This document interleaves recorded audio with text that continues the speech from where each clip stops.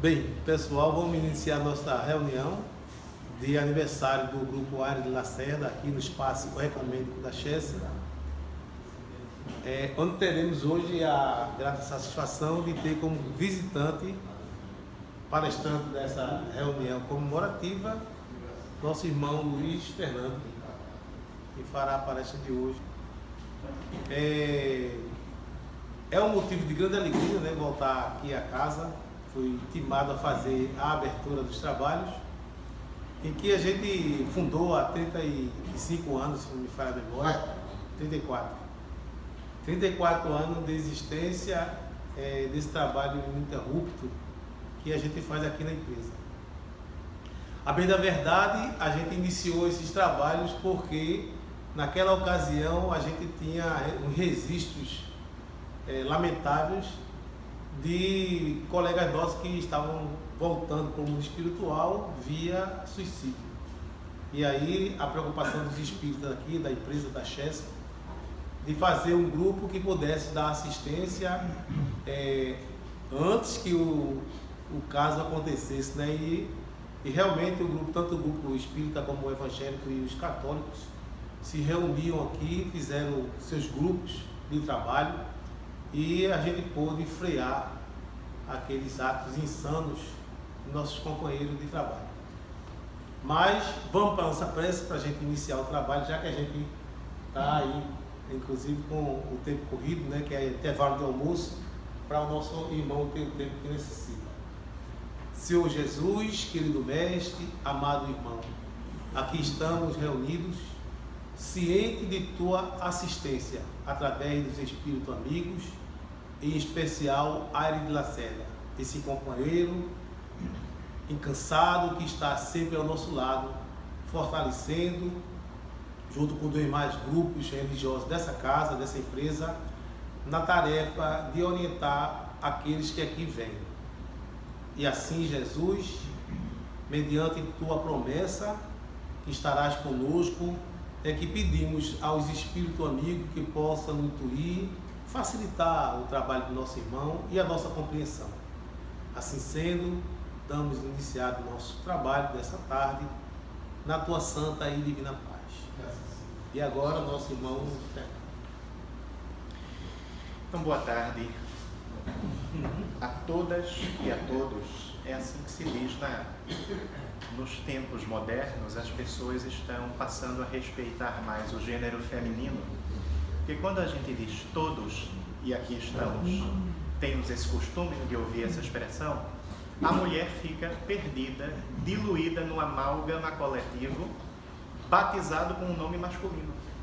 Então, no momento em que as sociedades começam a se levantar para mudar a linguagem, para que a mulher não fique dissolvida nesse todo que recebe, que é batizado com um nome masculino, a mulher é um pouco mais respeitada nesse sentido. A gente começa a fazer uma mudança de mentalidade e de comportamento, né? Por isso é que, modernamente, não sei se vocês tiveram essa oportunidade, em várias assembleias religiosas, laicas, a gente tem visto esse tipo de saudação. Boa tarde a todas e boa tarde a todos, para que se respeite o gênero feminino e ele não fique sendo um apêndice do homem, né? Isso é uma coisa muito interessante. Algumas pessoas podem achar excesso de preciosismo, mas não é, porque as palavras têm sentido e significado, as palavras têm peso emocional. Então, o vocábulo que a gente usa para designar alguém, para designar uma situação, diz muito a respeito de como é que a gente concebe aquela pessoa e aquela situação. E diz muito a respeito da maneira como a gente se comporta em relação àquela situação, em relação àquela pessoa. Bem, meu nome é Luiz Fernando Lopes, eu sou professor universitário, sou espírita desde que nasci, e desde a adolescência, né, eu estou com 44 anos de idade, que eu tenho feito palestras espíritas. Eu estive neste grupo aqui há 20 anos, já faz um tempinho, né? Depois eu saí, morei 15 anos em São Paulo, trabalhei lá, fiz o meu mestrado em psicologia lá na Universidade de São Paulo e voltei há 1 ano e meio para a minha terra natal, retomando aí os contatos e as atividades espíritas aqui, que não foram interrompidas lá, eu continuei fazendo. E uma das atividades que eu fiz em São Paulo foi uma atividade da qual eu me orgulho muito, que é um trabalho de reunir palestras, seminários, entrevistas do médium e orador Divaldo Pereira Franco e fechar na forma de livro. Em 2013, coincidentemente, quando eu estava terminando minha dissertação de mestrado, no mesmo semestre, eu tive que fazer os 2 trabalhos ao mesmo tempo, nós publicamos esse livro aqui, ó, Sexo e Consciência, que são palestras, entrevistas de Divaldo Pereira Franco dos últimos 40, 50 anos. Então está tudo resumido nesse trabalho que tem sido cada vez mais difundido no movimento espírita. Pouco tempo atrás, 2017, nós publicamos esse livro aqui, Vivências do Amor em Família, o mesmo método de trabalho, reunindo as palestras, as apresentações de Divaldo Franco pelo mundo, que eu estou sempre garimpando, entrando em contato com pessoas pelo mundo afora, também garimpando na internet. A gente conseguiu reunir esse material, organizá-lo, né? Divaldo Franco, lógico, que é o autor, eu sou só o organizador, revisa o trabalho e aí o trabalho é publicado. Eu estou organizando uma 3ª obra, que se chama Diálogos sobre a Família, provavelmente vai ser esse nome, que é de perguntas e respostas sobre a família. E no ano passado, eu organizei este trabalho aqui, que não é com palestras de Divaldo, mas é reunindo textos psicografados por Divaldo, de autoria do espírito Joana de Ângeles. Eu pesquisei toda a obra mediúnica de Divaldo Franco, ditada pelo espírito Joana de Ângeles, e pincei 52 textos, que são os mais representativos para abordar o tema do amor e da sexualidade. Então esse livro tem o nome Amor e Sexualidade, a Conquista da Alma, e que também já está caindo no gosto do movimento espírita, dos estudiosos, sobretudo daqueles que lidam com as aulas de espiritismo para crianças e jovens. Eu vou, este semestre agora, publicar um livro meu, de minha autoria, que deve se chamar Sexo e Relacionamento Amoroso, e este livro é com as minhas experiências profissionais, espíritas, né, de pessoas que eu atendi, onde a gente vai discutindo, à luz de uma visão da psicologia e da espiritualidade, esses temas que são importantes, que é a respeito deles que eu quero conversar aqui, pensando alguns elementos que eu considero fundamentais. Uma das coisas que eu acho interessantes é o seguinte: pessoas que têm um pouco mais de cabelo branco do que eu, ou mais ou menos na mesma idade, que são adultos e adultas, têm uma visão adulterada sobre o que é sexualidade. Porque pensam que esse tema é tema para adolescente. Eu entendo, faz parte das mudanças na concepção das coisas, é um fenômeno geracional. E normalmente quando a gente faz um seminário que fala sobre sexualidade, comparecem os adolescentes, os jovens que os pais enviam, mas eles não vão ao seminário. Porque é uma concepção, repito, equivocada do que é sexualidade. Sexualidade diz respeito à interação entre duas pessoas, envolvendo a relação íntima, envolvendo o cuidado conjugal, envolvendo a troca de afetividade, envolvendo a constituição de uma dupla afetivo-sexual. Então, quando uma pessoa que tem 40 anos de casamento tem lá suas encrencas com a sua esposa, com o seu marido, essa é uma questão de sexualidade, que envolve a sexualidade na dimensão conjugal. Porque a sexualidade não é a relação entre duas pessoas num instante íntimo em que eles têm uma intimidade física, como se diz biologicamente, em que eles têm uma cópula. Sexualidade é toda a maneira como nós expressamos uma coisa que tanto na psicologia como no campo da espiritualidade a gente chama de energia sexual. Então uma troca de olhar, um cuidado que se tem com o parceiro ou com a parceira que está doente é uma expressão de energia sexual, não necessariamente através de uma relação física biologicamente chamada de cópula. Então a sexualidade é um assunto para todos. André Luiz, no seu livro No Mundo Maior, tem um capítulo só sobre sexo. E lá ele usa uma expressão que me marcou desde que eu li a obra. O sexo é a indisciplina congênita da humanidade. O que é uma doença congênita? É aquela que o indivíduo adquire na experiência intrauterina, na vida intrauterina. Então, quando ele usa essa metáfora e diz que o sexo é a indisciplina congênita da humanidade, ele quer dizer que dificilmente, e Emmanuel, através da psicografia de Chico Xavier, corrobora esse pensamento, André Luiz quer dizer que dificilmente um espírito encarnado na Terra não terá suas questões com sexualidade. Então a gente pensa, a pessoa está casada há 50 anos, tem 3 filhos, está muito bem resolvido, de uma hora para outra abandona a esposa e troca a esposa de 40 por 2 de 20, né? Como se diz por aí brincando. É porque ele tinha determinadas encrencas dentro dele que ele não resolveu. De repente, não resolveu essas questões porque teve um problema na origem. Muitos casais já me disseram, eu fundamento muito a minha abordagem naquilo que a ciência afirma, nas pesquisas sobre o amor conjugal, naquilo que a literatura diz, no campo da espiritualidade, especificamente do espiritismo, e na narrativa das pessoas. Então, eu ouço muitos casados me dizerem: o grande erro que eu cometi é que eu não tive critério de seleção lá quando eu fui escolher um parceiro. E eu sofro hoje porque eu me encantei com aquilo que na minha geração as mulheres se encantavam muito. Mulheres que nasceram na década de 30, de 40, de 50 me dizem: ele era um homem honesto e trabalhador. E a minha mãe me dizia que eu procurasse um homem honesto e trabalhador. A geração vai mudando, as concepções sobre o que é uma relação conjugal vão mudando. E a mulher começou a exigir um homem que, além de honesto e trabalhador, fosse alguém que tivesse tolerância, alguém que tivesse sensibilidade, escuta sensível para escutar, que não fosse alguém que rejeitasse a fala da esposa: ih, vai para lá, já vem você com reclamação de novo. Que fosse alguém que, além de ser um provedor, trazendo recurso material para casa, também fosse um bom cuidador. Porque antigamente, na nossa cultura aqui no Brasil e em outros lugares do mundo, era muito separado. O homem era o provedor, ele não tinha que cuidar de nada, muito menos da prole. Saber escutar o filho, escutar a filha. E não, isso aí é com sua mãe, meu negócio é trazer comida para dentro de casa. Então as mulheres foram querendo muito mais do que somente comida, do que somente recursos materiais para fazer a dinâmica material da família circular. As mulheres começaram a querer companheiros que fossem de fato bons amigos e boas companhias para a velhice. Tem uma frase sobre isso, que é uma frase judaica: case-se com uma pessoa com quem você gosta de conversar. Você vai ver na sua velhice o quanto isso é importante. E quem é casado aqui há muitos anos sabe disso. O que é que sobra quando os hormônios decaem e as pessoas não têm mais aquela superexcitação física para se relacionarem sexualmente? Sobra o quê? Sobra a companhia, sobra a conversa, a capacidade de escutar o outro e a capacidade dos outros nos escutar. Todo mundo que é casado aqui há muito tempo sabe disso. Eu tive uma professora na universidade em São Paulo que disse assim: meu filho, eu sofro até hoje, depois de 20 anos de separada, de divorciada, por ter escolhido a pessoa errada para me casar. Todos nós sabemos que quando a gente casa com um pacote completo, né? Casa com a família, casa com o modo de funcionamento daquela pessoa e da família dela. E a minha professora havia se separado da pessoa há 20 anos e mesmo assim sofria a ressonância, a reverberação de ter escolhido uma pessoa errada para casar. Então começa por aí. Por isso que o meu livro, Sexo e Relacionamento Amoroso, tem como primeiro capítulo a escolha do parceiro amoroso.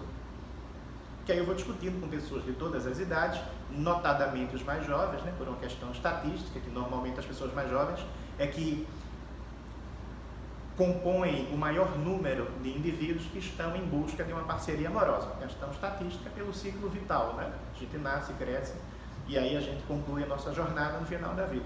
Então a gente vai conversar: será que de fato você está sabendo escolher? Será que a sua escolha por essa pessoa que te faz mal não é ansiedade, não é carência, não é medo de ficar só?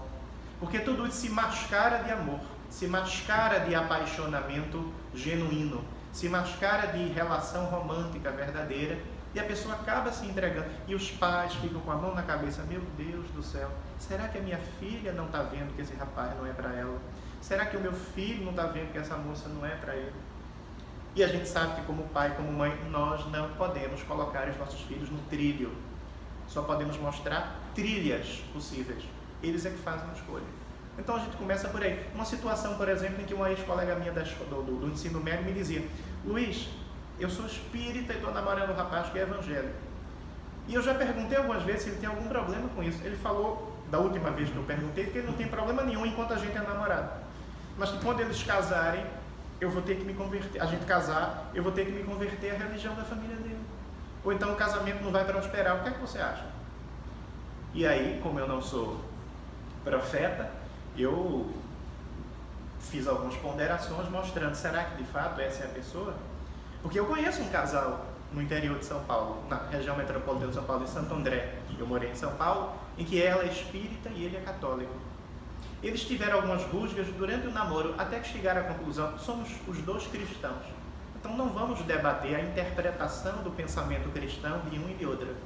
Vamos focar naquilo que é a intersecção entre a minha visão de mundo e a sua visão, que é o pensamento cristão, a amorosidade como fundamento da existência humana, e vamos deixar as diferenças de lado. E assim continuam juntos há mais de 20 anos. Ele a ajuda nas atividades com jovens espíritas e ela o ajuda nas atividades com jovens católicos, que seguem a vida muito bem. Aí não há problema, porque os projetos individuais conseguem se conciliar. Agora, a minha amiga do ensino médio a que eu me referi tinha um projeto individual que parecia que não se conciliava com o projeto de vida do namorado dela, e realmente não se conciliaram, eles acabaram se separando. Porque ela não estava nem um pouco disposta a abandonar uma visão de mundo que para ela era libertária, que para ela era compensatória, que lhe trazia felicidade.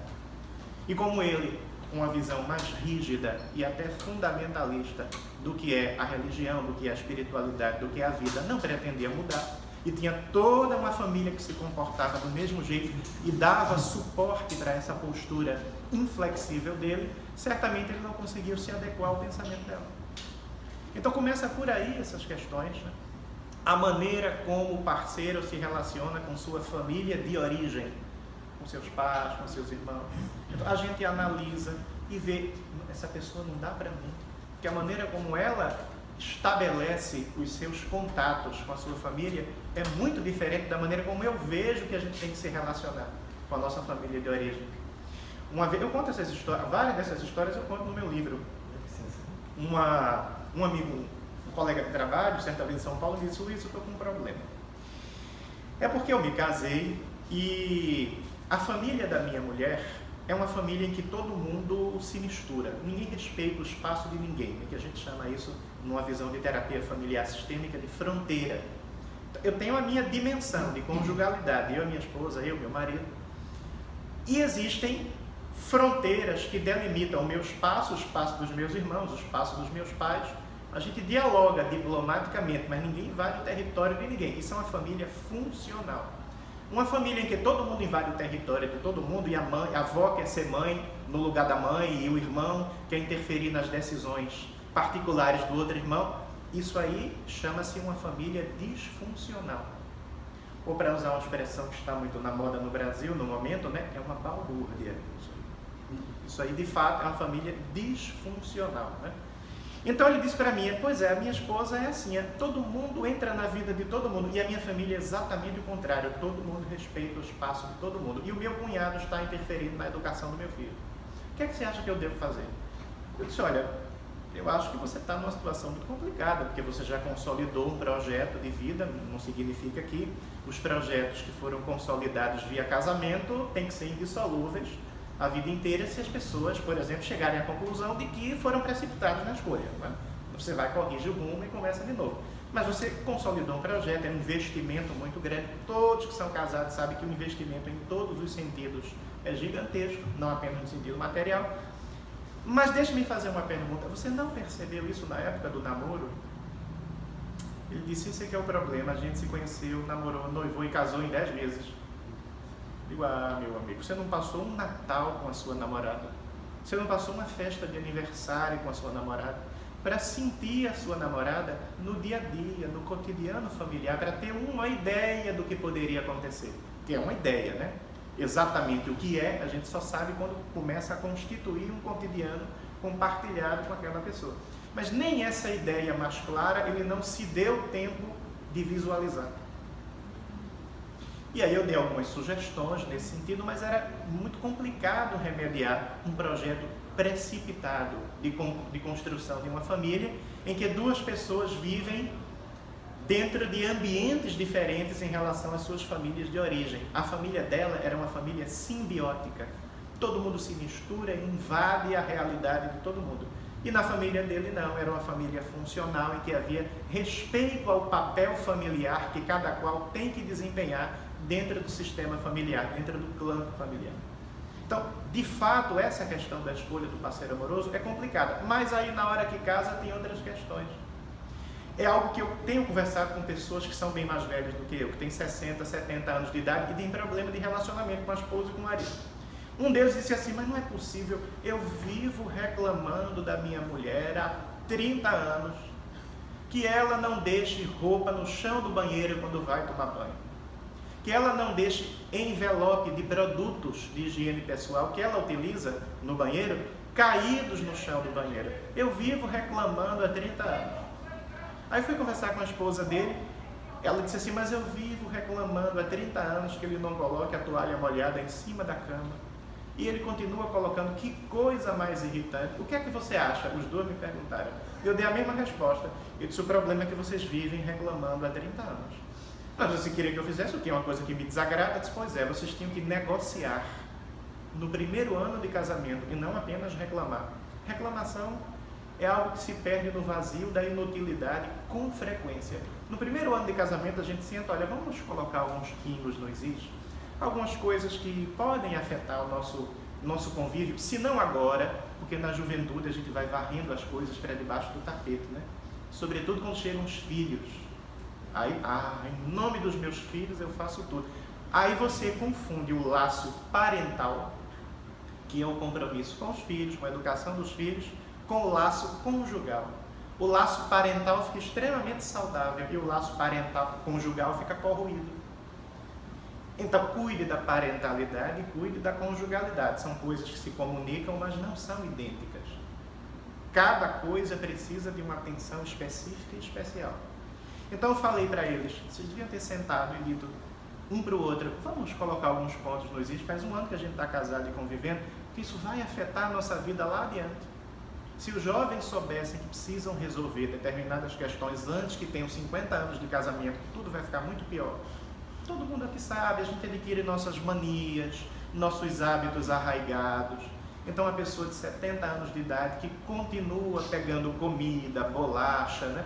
E levando para o quarto sem colocar um prato, cai sujeira no chão, a barata vai lá e invade o espaço do quarto, netos frequentando a casa, lidando, interagindo com aquele ambiente que pode estar contaminado por um animal sinantrópico, esse é o nome que se diz, que invade o território urbano, proporcionada essa invasão pela falta de higiene do marido. Porque desde criança ele era assim, ele casou, levava pão, levava alimentos para o quarto, sem prato, sem uma bandeja para minimizar o risco de sujeira no quarto, para não haver contaminação. E a esposa não disse nada no início do casamento. Agora, com 70 anos de idade, faz o quê? E ela também com os seus hábitos, que também o irritam, né? Então ela esquece de fechar a porta da geladeira, esquece de fechar a porta da gaveta da cozinha, alguém vai lá, bate com o quadril, bate com o cotovelo na porta semi-aberta, mas ela fazia isso desde o primeiro ano de casamento. Por que é que vocês não sentaram para negociar? Aí me pergunta, Luiz, mas agora faz o quê? Tenta negociar mesmo assim. Eu sei que é complicado, às vezes com a mediação de um filho, que se aproxime, que possa ajudar. Tinha um casal amigo meu em São Paulo que dizia isso. Ela me disse assim, Luiz, eu fico extremamente irritado com essa situação, porque o escritório dele é uma verdadeira bagunça. Eu chego, entro lá no escritório, olha, livro para cá, livro para lá, e a minha cozinha é uma organização militar, se você pensar, cada tocoé no lugar certo, cada panela no lugar certo. Eu entro no escritório dele, fico irritadíssima. Qual é a solução? Se você não entra no escritório dele, ele não entra na sua cozinha, ele não interfere na organização da sua cozinha, e você não interfere na organização do escritório dele, e vocês vão viver felizes para sempre. Porque isso é o hábito que a gente tem de querer mandar na vida do outro. Eu digo isso no meu livro, é o hábito que a gente tem de querer fazer do outro nossa imagem e semelhança. Não vai fazer. Eu falei de negociar, não é fazer do outro nossa imagem e semelhança. Isso não vai acontecer. Um outro amigo meu, amigo, ele dizia assim, Luiz, eu me irrito porque eu sou um relógio suíço para fazer tudo. A gente se apronta para sair. Eu me sento e espero horas até ela se aprontar. Mas agora eu tomei uma decisão. Disse, qual é? Agora eu faço assim. Depois que ela já está quase terminando de se aprontar e eu estou sentado de chinelos lendo o meu jornal, quando ela está quase terminando, eu vou lá, tomo banho, troco de roupa e ainda termino antes dela. Assim eu não me irrito de esperar. Ela disse, excelente ideia. E assim a gente vai criando mecanismos para não querer que o outro mude de uma hora para outra aquilo que ele nunca conseguiu fazer diferente. Então, é o nosso, se nós pararmos com essa prepotência de querer moldar o outro do jeito que nós achamos que o outro tem que ser, tem que existir, que cada qual tem as suas formas de viver, de existir, de se relacionar no mundo, se a gente parar com essa forma prepotente de querer inserir esse controle absoluto na relação, a gente vai ser muito mais feliz. Tem aquela frase, né, que o pessoal diz: você prefere ser feliz ou ter razão? Não é? É aquela frase que as pessoas falam. Isso é uma questão de sexualidade, tudo isso. Ou um casal que a esposa me contou: Luiz, o meu marido está assistindo filme pornô com meu filho na internet. O que é que você acha? Aí eu fui bastante incisivo. Eu disse assim: você tem que dar um freio nisso. Porque quando é somente a relação entre você e o seu marido, é uma coisa. Agora, ele está interferindo no papel de educadores que vocês têm que exercer em relação ao adolescente. Então, aí você tem que ser bastante enérgica e dizer que ele pare imediatamente com isso, porque filmes pornográficos na cabeça de um adulto têm uma ressonância. O indivíduo já está com uma personalidade consolidada, formatada. Claro que há sempre deslocamentos no processo de vida, né? Ao longo do ciclo vital. A personalidade muda também, quando a gente está já na fase da senescência, já na velhice também muda. Mas são deslocamentos mais sutis. O deslocamento na infância e na adolescência é muito maior. A personalidade de uma criança ou adolescente é uma massa de modelar, muito mais fácil de se moldar. Então, a ressonância que assistir a um filme pornográfico, a vídeos, a áudios dessa natureza, vai provocar na cabeça do adolescente é muito diferente em relação à cabeça do adulto. Então, diga ao seu marido que ele pare imediatamente com isso. Nem que você tenha que ir às raias da separação para que você o afaste do seu filho, a fim de que a educação do seu filho não seja prejudicada. É assim que tem que ser. Ou então você estará renunciando ao seu compromisso de mãe e de educadora. O que é que você prefere? Porque o outro assumiu um compromisso com você, de construir um projeto de vida em comum, no qual a presença dos filhos dentro de casa estava contemplada. E a partir dessa presença dos filhos, vocês iam fazer de tudo para encaminhar os filhos, a fim de que eles pudessem se autorrealizar. De maneira que é necessário que você seja bastante enfática nessa questão. Veja, a educação sexual dentro do lar. Então, ele tinha angústias, necessidades de satisfação, de fantasiar psiquicamente o que ele não viveu com a esposa ou não viveu com parceiras ao longo da vida. Aí o que é que ele faz? Pega essa angústia, esse receio e transfere para o filho. Para depois o filho fazer todas aquelas coisas estranhas que ele não fez por alguma razão e contar para ele se satisfazer através do filho. Isso é de uma perversidade, em algum aspecto, em certo sentido, mas em certo sentido de uma enfermidade da alma, de uma pessoa que está deslocando para o filho e dando ao filho o mandato para que o filho faça todo tipo de loucura que ele por alguma razão não fez. E aí ele vai ancorar o seu desejo no filho para poder se satisfazer, nem que seja apenas escutando as narrativas através do que o filho fizer. Olha como nós somos frágeis, como nós somos tão delicados, somos vasos de cristal muito delicados. Ao mesmo tempo que somos seres com muita fortaleza dentro de nós, porque como disse Jesus, somos deuses com D minúsculo, né? Temos toda essa potencialidade luminosa dentro de nós, ao mesmo tempo temos muitas fragilidades que vêm desta encarnação e algumas delas são a nossa auto-hereditariedade, como dizia o professor Ney Lobo, que a gente herda da gente mesmo, trazido de outras vidas. Então, ou a gente se dá conta de que o mundo de hoje, eu estou vendo pessoas aqui numa faixa etária que conseguem avaliar isso, né? No mundo de hoje, as facilidades, a informação que constrói e a informação que destrói as coisas dentro de nós, essas facilidades hoje são muito mais amplas, são muito mais difundidas. Quem era o menino da década de 50 ou de 60 que tinha acesso a conteúdo pornográfico como se tem hoje? Dentro de casa, no seu aparelho celular, enquanto os pais estão dormindo de madrugada? Não tinha. Tinha que ir para a casa de um amigo, né? Tinha que, na ausência dos pais, na casa de um amigo, olhar uma revista. E hoje, os meninos e meninas têm acesso a tudo. E essas coisas estão acontecendo nos banheiros das escolas. Então, é necessário, de fato, que na postura que nós precisamos assumir. E quando a gente vai falando isso, é necessário que todos nós temos as nossas fantasias, desejos inconfessáveis. Todos nós temos as nossas encrencas, não importa quantos cabelos brancos tenhamos. Porque nós já fomos jovens, já fomos adultos e já fomos velhos em outras encarnações. Está tudo acumulado no inconsciente. Aquela palavra que foi tão difundida pelo criador da psicanálise, Sigmund Freud, e depois foi continuada por outro autor que eu prefiro, que é Jung, que tem uma proximidade muito grande com as questões da espiritualidade, o inconsciente. O inconsciente, aquilo que é muito maior do que a gente consegue saber sobre nós mesmos. Todo esse conteúdo inacessível ou de difícil acesso que está dentro da gente. Sem contar as nossas conexões mentais com as entidades do mundo espiritual.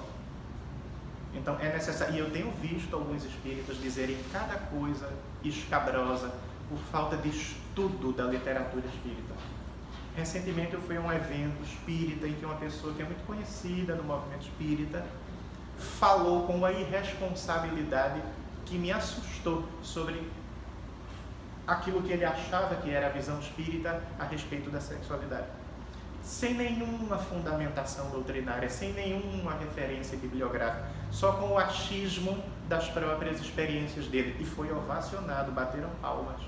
Mas Jesus já disse, né, que quando um cego conduz outro cego, ambos caem no fosso.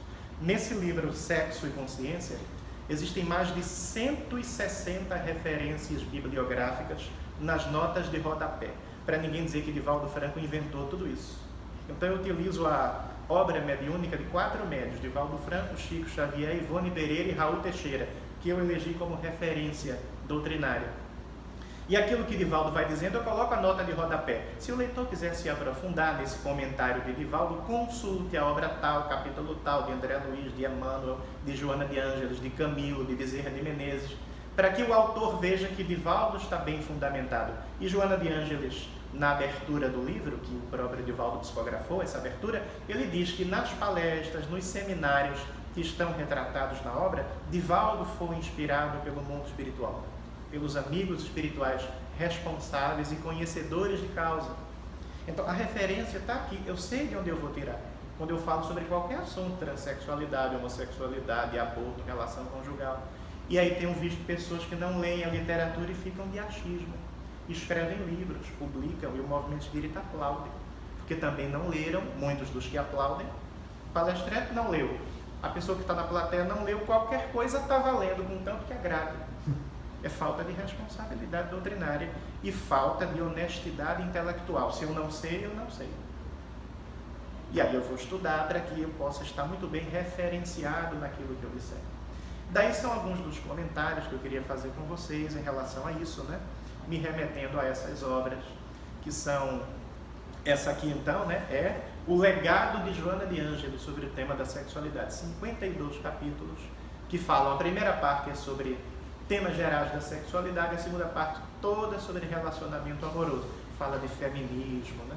Fala de emoções desequilibradas, aquilo que a gente precisa ter para a gente refletir sobre o que é que fizemos na nossa juventude, na dimensão amorosa e na dimensão sexual.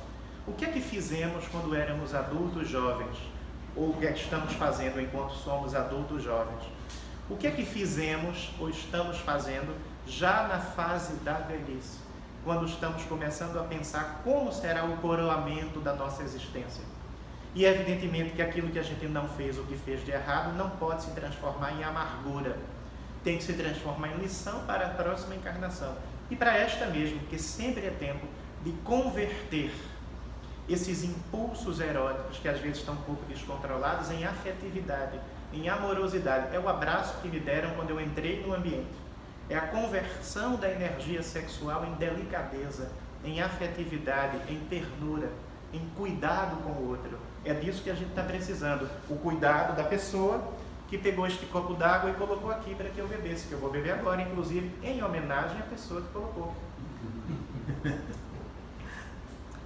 Que beleza! Não só em homenagem, mas também para lembrar, como dizem os fonoaudiólogos, que o ideal é que alguém que usa a palavra beba enquanto fala e não depois, né? Para poder hidratar as pregas vocais. Então isso é cuidado, isso é a delicadeza do olhar, é a delicadeza do toque. Quantos de nós, quando ficamos doentes, perceberam nosso marido, nossa esposa, não cuidou de mim quando eu estava doente, como eu achava que ele poderia cuidar? Ou o contrário, me surpreendeu, que devoção conjugal da minha esposa, do meu marido, que bonito. Ou uma situação em que eu vi que o marido foi envolvido numa situação em que disse ele que esqueceu o zíper aberto, subiu no ônibus E aí foi acusado de assédio sexual por estar expondo a genitália para uma senhora do lado. Foram parar na delegacia, ele tinha acabado de beber, e ele diz que foi sem querer, que ele esqueceu, que ele não reparou. E aí saiu na rádio, as notícias, numa rádio local. Eu fui conversar com ele, fui conversar com a esposa, e a esposa disse para mim, Luiz, eu sei o marido que eu tenho, eu acho que ele não esqueceu. E como é que você resolveu a situação? Porque ele ficou atônito, pelo que eu imagino, né? Depois ele me contou que de fato ficou desesperado com ter a sua imagem denegrida diante da família, dos amigos. Ele disse, como é que você resolveu? Eu disse, eu dei a ele a seguinte sugestão. Eu disse que quando perguntassem, porque os curiosos são extremamente perspicazes e ferinos quando querem saber da vida alheia, né? Quando perguntassem sobre a notícia que ouviram no rádio, que ele dissesse assim, isso aí é porque eu fui testemunha da situação, estava no ônibus, me candidatei a ser testemunha, fui lá à delegacia, e na hora de fazer a apuração da informação, o radialista se equivocou e me colocou como protagonista, mas eu fui só a testemunha da situação. Eu disse a ele que dissesse isso com a maior serenidade para ser convincente. Algumas pessoas perguntaram, ele deu essa resposta, nunca mais se falou no assunto. Aí eu fui conversar com ele, e ele me disse o seguinte, Luiz, depois de 30 anos de casamento, eu redescobri quem é a minha esposa. Porque ela foi extremamente amorosa quando acolheu o meu sofrimento. E extremamente hábil quando me deu essa sugestão para que eu não ficasse humilhado diante da família e diante dos amigos. Isso é amor conjugal. E ela sabia das dificuldades dele, mas dava sempre amparo para que ele pudesse superar. Então, sexualidade e amorosidade são temas que de fato interessam a pessoas de todas as idades, mas é necessário ter responsabilidade e consistência na formulação do pensamento a respeito desses assuntos, de maneira que a gente tenha as melhores orientações para o nosso caminho e apresente também as melhores sugestões para o caminho evolutivo daqueles que nós educamos, porque estão nesta encarnação sob nossa responsabilidade. Acho que já encerramos, né? O horário. Ainda faltam 3 minutos. Então, se faltam 3 minutos, deixe-me contar uma pequena história que recentemente uma colega me contou e eu acabei de inserir no meu livro esta semana. Ela me contou há 2 semanas, semana passada eu inseri esta semana. Ela estava há 5 anos namorando, eles são do interior de São Paulo e estão morando na capital, né? Uma cidade muito aprazível, né? Muito delicada. Vou até abrir aqui para ver se eu consigo ler. Vou conseguir, deixa eu ver aqui.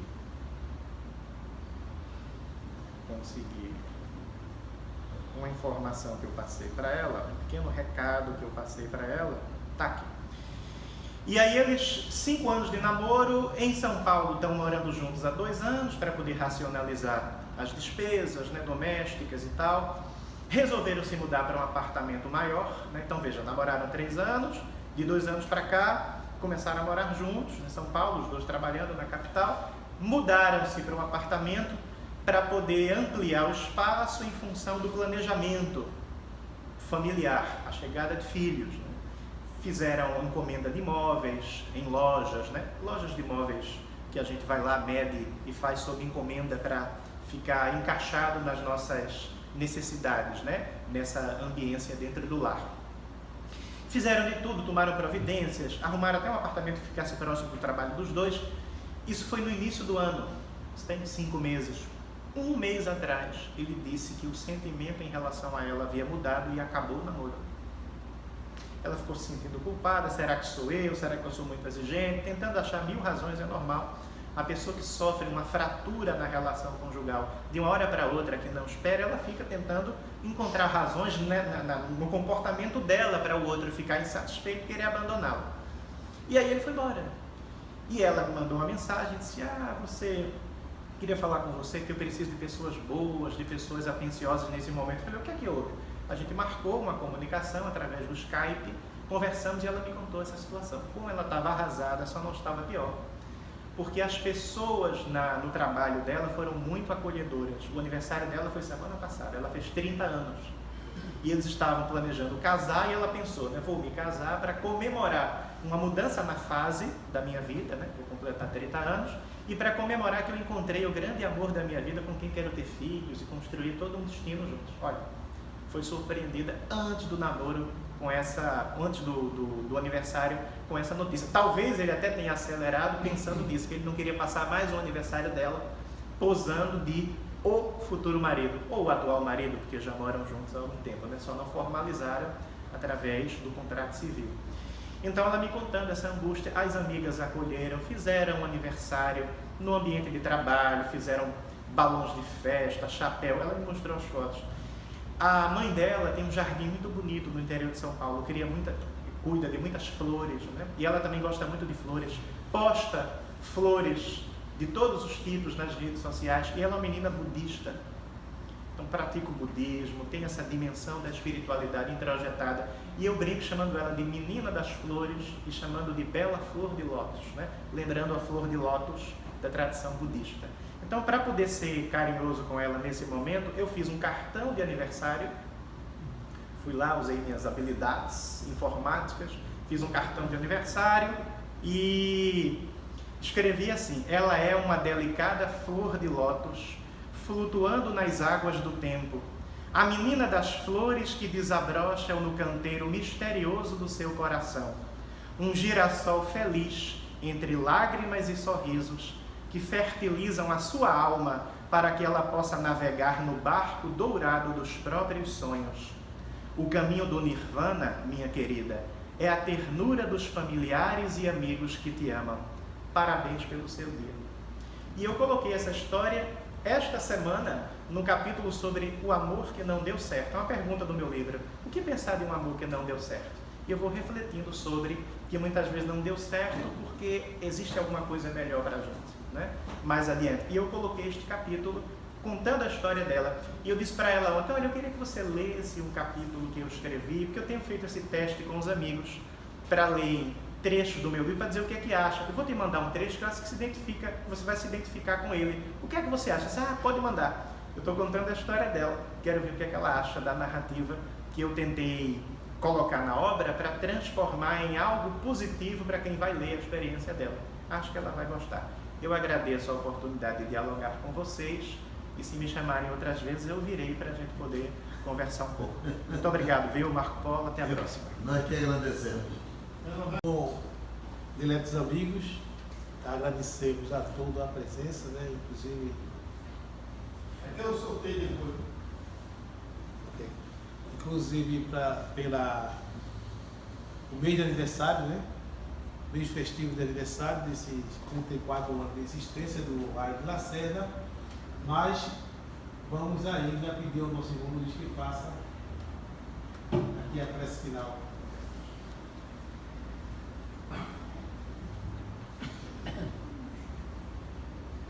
Que nós possamos entrar em sintonia profunda com os amigos espirituais, representantes do grande educador da humanidade, do grande terapeuta da humanidade, que é Jesus Cristo, e nesse momento de comunhão absorver as energias positivas, medicamentos dos laboratórios do mundo espiritual, a fim de que nós tenhamos a força necessária ao prosseguimento do nosso desafio evolutivo, dos nossos embates, das nossas lutas, e que possamos, ao final desta jornada existencial, sair vitoriosos. E a vitória significa não apenas o êxito, alcançar o que queríamos em determinado momento da vida. A vitória, o êxito, significa fazermos o melhor que esteja ao nosso alcance. Que Jesus possa, então, nos inspirar e que possamos continuar prosseguindo na nossa estrada de evolução e de desenvolvimento do amor. Filmou todo e ninguém me filmou. Entendeu agora? É importante. Eles estão no momento. Se autorregistrar. Isso.